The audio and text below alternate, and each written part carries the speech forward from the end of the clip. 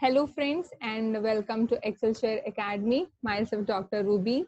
So today we are going to do the next part of plasma membrane, a part of cell biology for the CSAI UGC NET Life Sciences courses.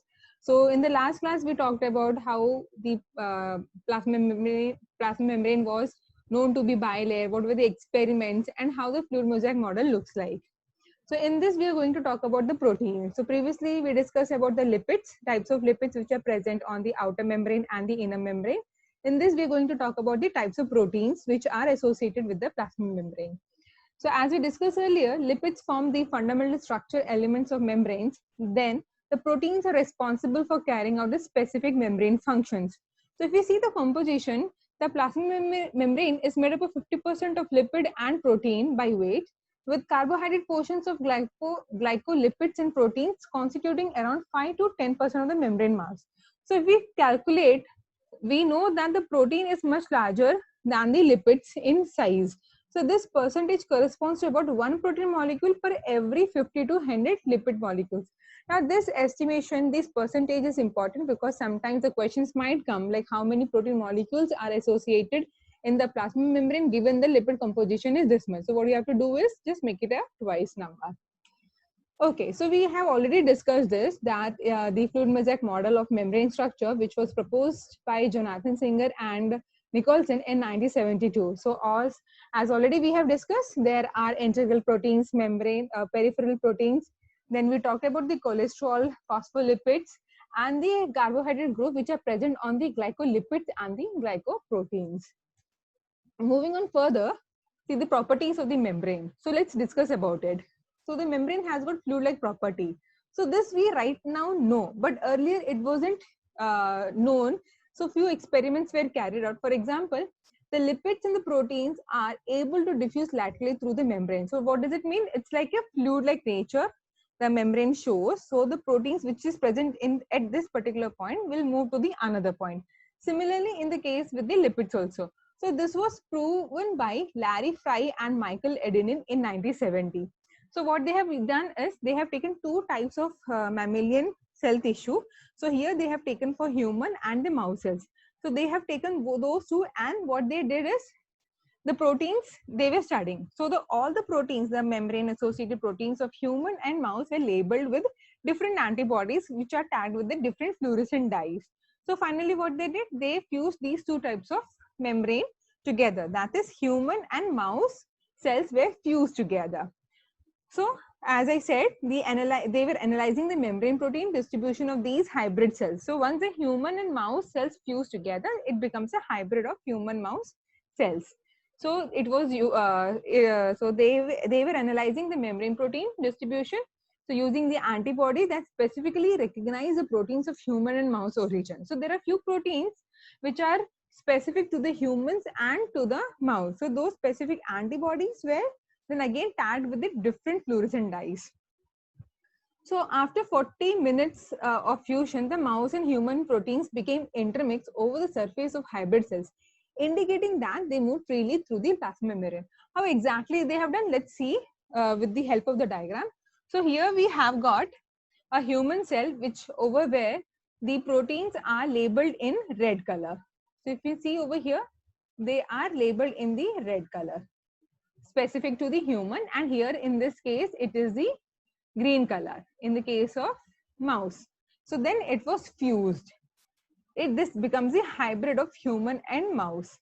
After incubation of 40 to 60 minutes, that is, you allow them to adjust to the new surrounding in the culture dish, you get something like this. So what they have observed was both the red and green fluorescent tags is distributed uniformly throughout the membrane. So this proved that the membrane has got the fluid-like nature. Here one thing I would like to mention that fusion can be done by different methods. So basically you can have these different methods.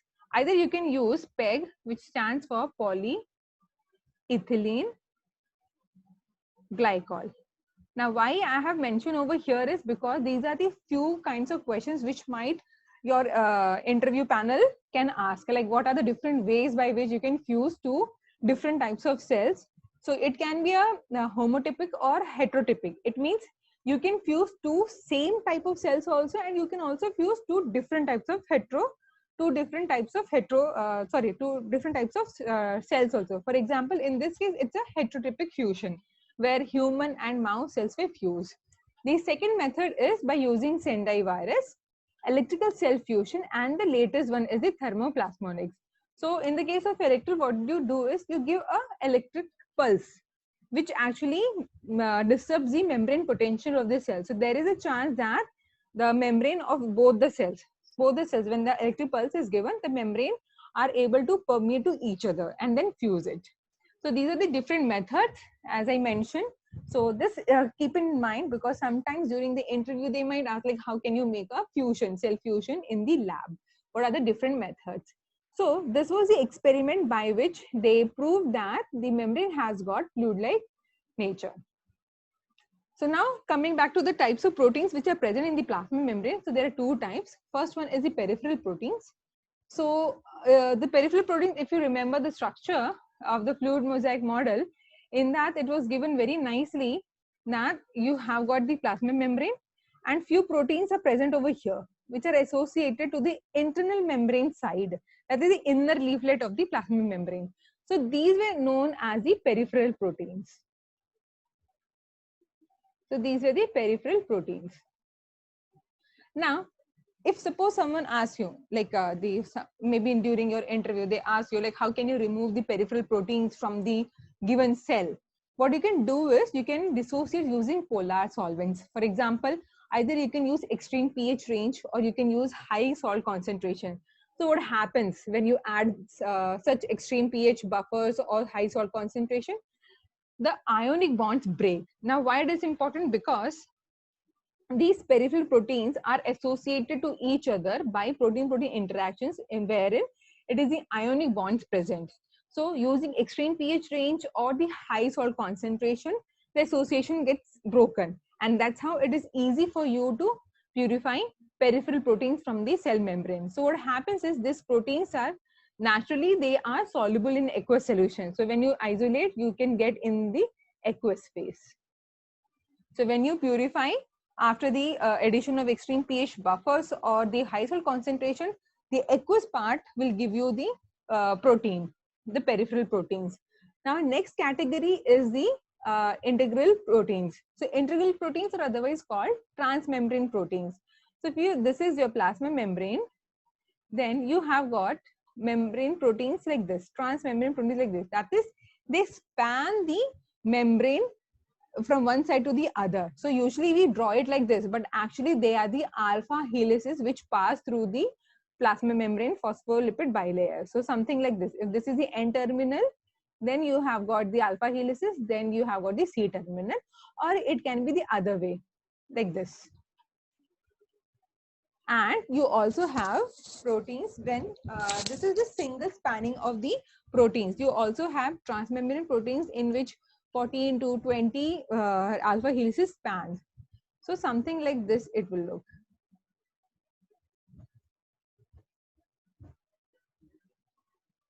So here it is 3, 1, 1.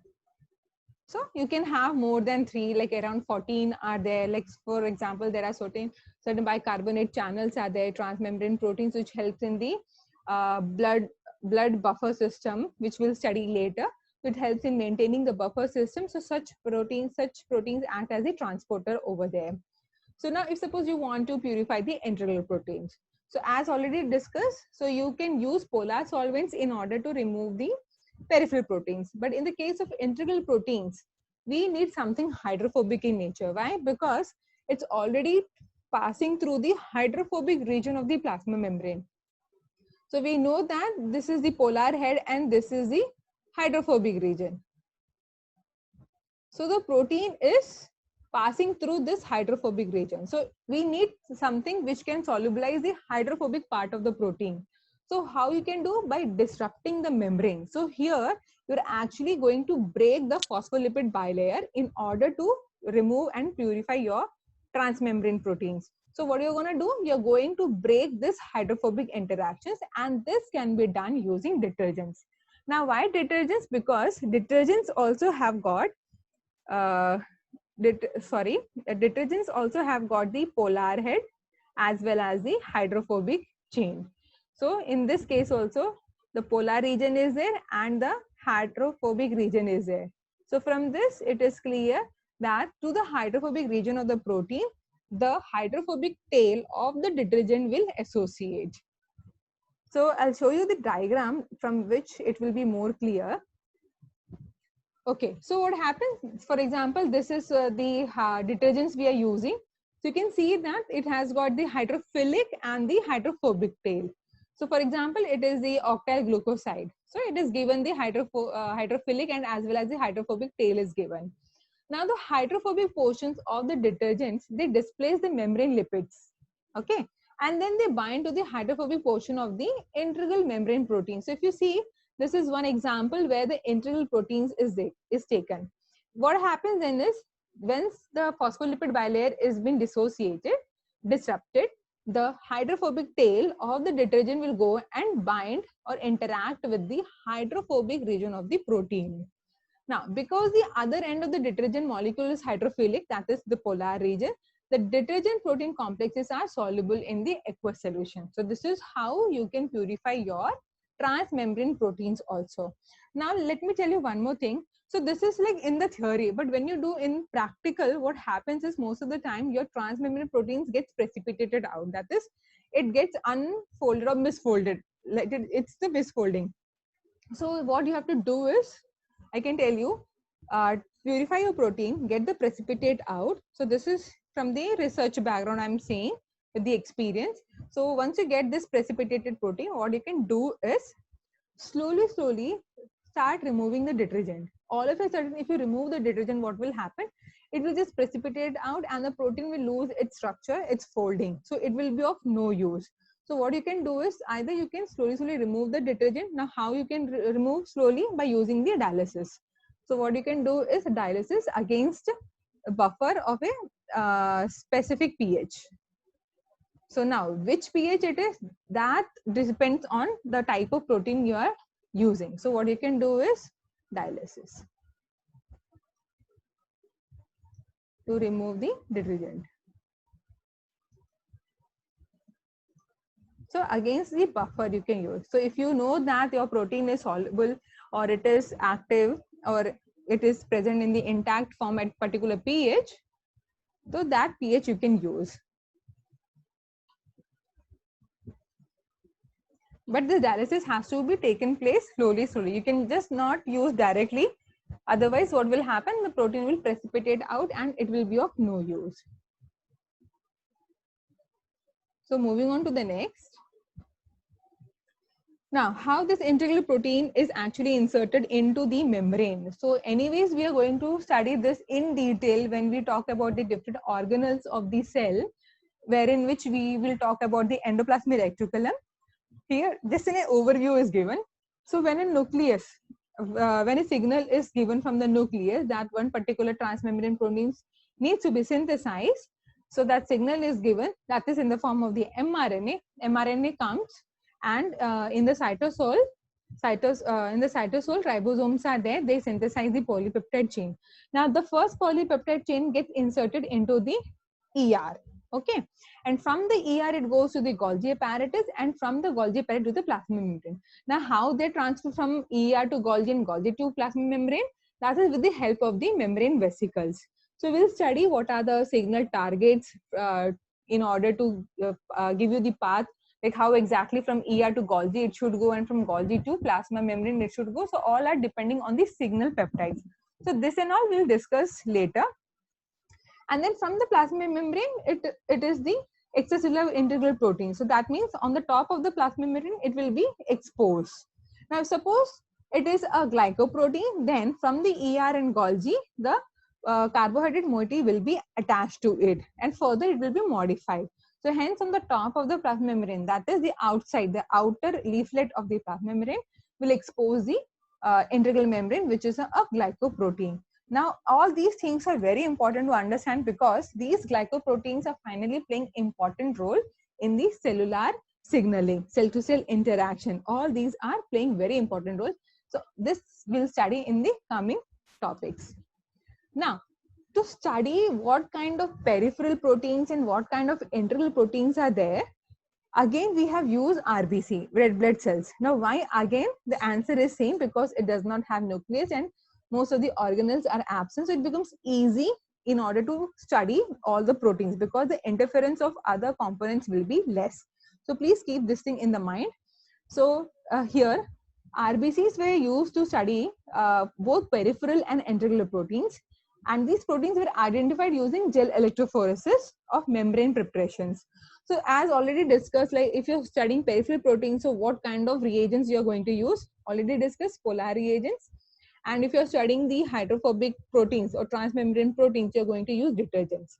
So from all these, when you run different gel electrophoresis, you can see the difference in the molecular weight, whether the proteins are dimer or trimer or tetramer, all these can be studied using the gel electrophoresis. So most of these, the peripheral proteins are components of the cortical cytoskeleton determining the cell shape. So later it was found that majority of the peripheral proteins are the cytoskeletal proteins. For example, the spectrin, which is a major cytoskeleton protein of the erythrocyte. So it is actually forming the base. Like how when a building is made, you actually keep the base and then only you start adding the bricks and the cement. So in the same way, in the case of cell also, the base is made with the help of the spectrin and the actin. The other proteins are actin, ankyrin, and band 4.1. Ankyrin serves as the principal link between the plasma membrane and the cytoskeleton by binding to both spectrin and the integral membrane protein band 3. So these three things are very important to remember, as because many times in the CSCI part B questions it has come. So you need to remember, you need to study about the spectrin, actin, ankyrin, band 3 and band 4.1. So just remember about these four proteins. It will be easy, to get the correct answer in the part B section. So let me continue. An additional link between the membrane and the cytoskeleton is provided by band 4.1, which binds to the junctions of spectrin and actin as well as to the glycophorin. So what we are exactly saying over here is that, see, if you see, you have got the ankyrin. Okay. Now, what ankyrin is doing is it's making a connection with the spectrin, this green color dimer, light and dark green. This is your spectrin. This is associated with the band 3 with the help of the ankyrin. So it's actually making a connection with the plasma membrane as well as your spectrin molecules. Now in return, if you see, this spectrin is associated with the actin. Now this is important. Why? Because actin is a cytoskeleton proteins. We'll study in detail later. So just remember, the cell has got the cytoskeletal proteins as actin, which is present in the entire cytoplasm because it determines the shape of the cell. So it is holding. Now to hold the membrane, to hold this plasma membrane, this actin is associated with spectrin, spectrin associated with ankyrin, which in return associated with band 3. So all these associations are finally helping the cell to maintain its shape. Now you must be wondering, why so many proteins? Why not directly actin connected to the band 3 and all? Now this is important to understand because a cell is dividing, a cell is moving. So all these functions needs a change in the shape of the cell. Now, if it is directly connected to one protein only, then it becomes very difficult for a cell to change its shape or to continue the movement or do any kind of cellular functions, right? So in order to maintain, to have a regulations, when we study about the cell cycle, each step is very important because any mutation or any wrong step will lead to the apoptosis or to the growth of the cancer. So that's why these associations are important, that each protein is regulating the function of the other. So this is like cross check, like you do your function properly, I'll do my function properly, and hence the entire cell will function properly. Okay. Now, along with the peripheral proteins, so these were the peripheral proteins: actin, spectrin, ankyrin, band 4.1 and 3. So now talking about the integral proteins, glycophorin and band 3. So if you see over here, this is your band 3. You can see how many times it is spanning the membrane. And then we have got the glycophorin.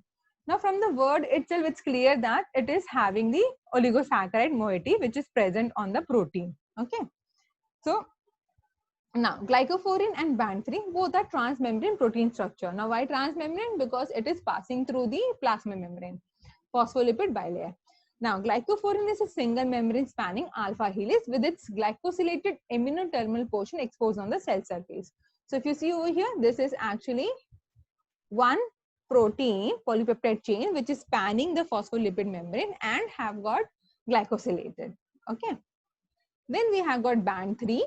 It is the anion transporter responsible for the passage of bicarbonate and chloride ions across the RBC. It has 14 membrane spanning alpha helical regions. Now, as we know, RBC's main function is to carry oxygen and also to transport back CO2. So this we'll study once we start doing the animal physiology. We'll know how important is band 3.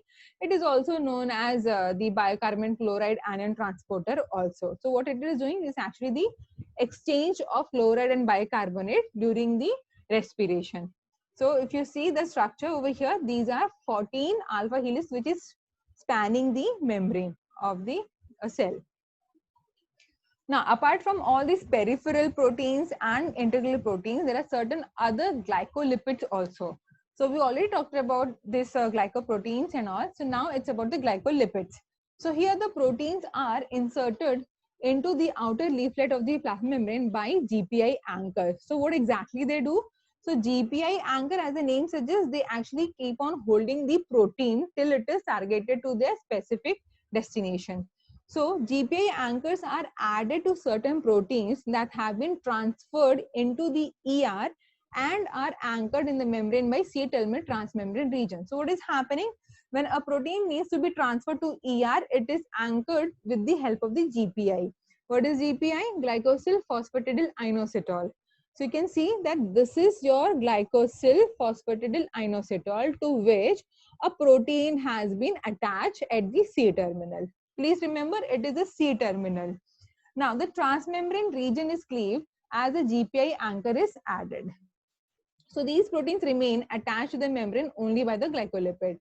Since the polypeptide chains of GPI anchor proteins are transferred into the ER, they are glycosylated and exposed on the surface of the cell following transport to the plasma membrane. So, what is the function over here? To hold on to the protein which has to be transferred to the ER. Now, going to the next, there are other proteins like SRC and RAS. So, whenever you hear about SRC, RAS, it should go directly to your cell signaling point of view, right? So, there we are going to discuss how exactly this SRC and RAS proteins are actually initiating the cell signaling. So, you can see that they are associated to the inner leaflet of the plasma membrane. So, they are attached to the lipids. So, they are synthesized on the free cytosolic ribosomes and they modified with the help of the lipids. So, if in the case of SRC, it is the myristic acid to the N terminus of the polypeptide chain SRC. So, if you see SRC protein, this is the N terminal which is attached to the lipid and the lipid is 14 carbon fatty acid called myristic acid. Now, what you have to understand over here is that since we know that the phosphatidylserine imparts negative charge to the inner membrane of the plasma membrane, to that the positively charged SRC is being associated. You see? So you can see how the balance, how the negativity, the negative charge of the plasma membrane is balanced with the association of the proteins. Now, when the signal is there, these associations are broken and the protein does its function then. Now, in the second case, for example, RAS protein, the prenyl groups and the palmitic acids are attached to the cysteine residues. So this is happening at the C-terminal. So what in the case of SRC you saw, it was the N-terminal which is attached to the lipid, whereas in the case of RAS, it is the C-terminal which is attached to the lipid. So in the figure you can see both are present inside of the cell, that is in the cytoplasm. Please remember SRC, the glycolipids are because of the N-terminus, and in the case of RAS, it is because of the C-terminus. Now coming to the last topic. So till now we were discussing about the peripheral proteins, integral proteins, glycolipids, etc. Now let's talk about the glycocalyx. Now from the word itself, it's clear that it has to do something with the sugar. It is also called the sugar coat. Now why? Because it is present in heavy amount. It's not like one or two oligosaccharide residues are there. It's like heavily present on the cell surface. So it is responsible for the fuzziness which is seen on the electron microscope. So if you see the structure over here in the electron microscope, you can see very clearly this fuzziness. This is called fuzziness. This particular thing, what you see like this, it is called the glycocalyx. Now, if you zoom in and see very clearly over here, these are your membrane, epithelial cells are there, membranes are there, and what the things, this is a brush-like appearances are there. This is your glycocalyx. Okay. Now, so it consists of polar oligosaccharide sitins, which are covalently linked to proteins and some lipids of the plasma membrane. Now, what are the functions? So they help in attachment of some cells to the extracellular matrix components. Yes, because they gives you the stickiness. So it becomes very easy for the cell to attach. It binds antigens and enzymes to the cell surface. It facilitates cell-cell recognition and interaction, correct?